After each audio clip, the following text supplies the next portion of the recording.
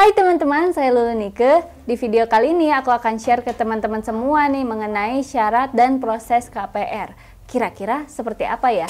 Semua ceritanya kurangkum dalam cerita Bunda.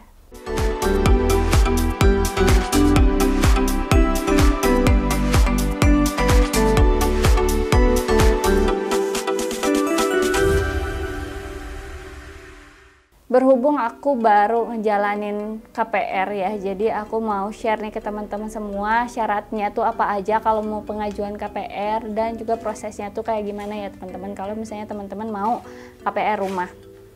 Nah, yang pertama kalau misalnya teman-teman mau KPR rumah biasanya harus research dulu nih teman-teman ke marketing buat ngecek BI checking gitu ya. Jadi ngeceknya itu sekitaran 1 minggu.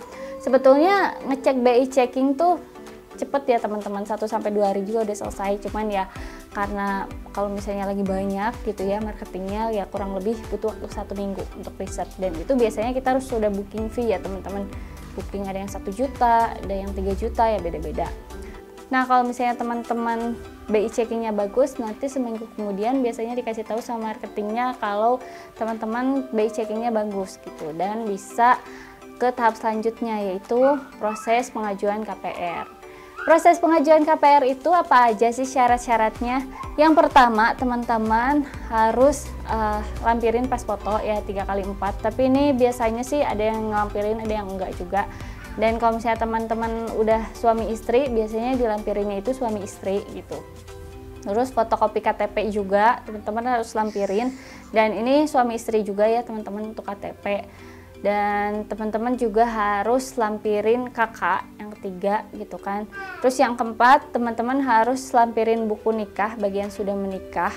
Dan yang kelima, teman-teman harus lampirin surat keterangan kerja. Kalau misalnya teman-teman udah diangkat jadi karyawan tetap, harus ada SK pengangkatan karyawan tetapnya. Dan biasanya normalnya KPR itu akan diterima jika teman-teman sudah bekerja selama 2 tahun di perusahaan tersebut. Tapi kalau misalnya teman-teman baru aja pindah nih, misalkan teman-teman baru pindah setahun gitu ya dari perusahaan lain, nah teman-teman lampirin aja tuh SK pengangkatan karyawan tetap teman-teman. Terus teman-teman lampirin teman-teman udah kerjanya berapa lama di perusahaan yang baru, dan teman-teman juga bisa lampirin paklaring untuk pekerjaan nama teman-teman ya teman-teman gitu. Jadi bisa kelihatan tuh sama banknya kalau teman-teman itu udah lama gitu bekerjanya, bukan cuma setahun atau bukan cuma kurang dari 2 tahun deh kayak gitu teman-teman. Lanjut ya teman-teman juga harus lampirin slip gaji ya teman-teman. Jadi ini slip gaji itu sangat-sangat penting ya teman-teman. Kenapa? Karena nanti akan menentukan cicilan KPR yang layak untuk teman-teman tuh berapa gitu ya slip gaji itu gitu. Jadi biasanya minta dilampirin tuh slip gaji 3 bulan terakhir ya. Dan teman-teman juga harus lampirin juga print rekening koran 3 bulan terakhir ya. Terus udah gitu teman-teman harus lampirin NPWP, itu NPWP pribadi. Dan yang terakhir teman-teman harus lampirin fotokopi BPJS Ketenagakerjaan. Biasanya sih ini ada yang harus lampirin, ada yang enggak sih, tergantung banknya ya teman-teman kalau BPJS ini.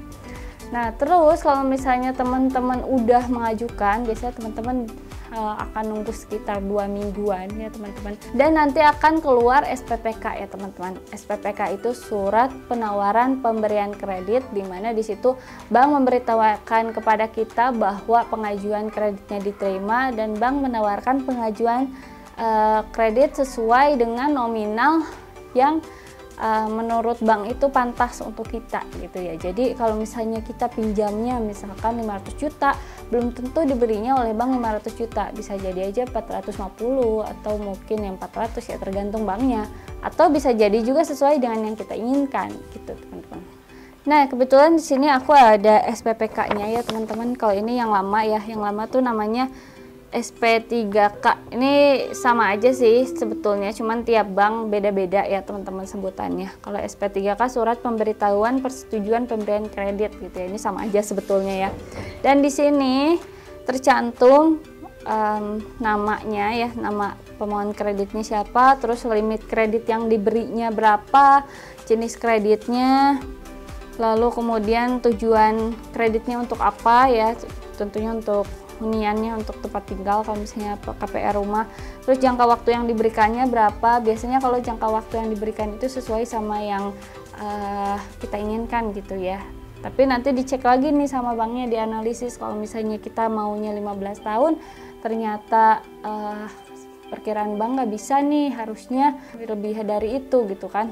Ya nanti tergantung dapatnya gimana. Terus di sini ada tingkat suku bunganya ya. Suku bunganya nanti akan pakai suku bunga apa? Apakah bunga yang fix atau yang floating gitu ya.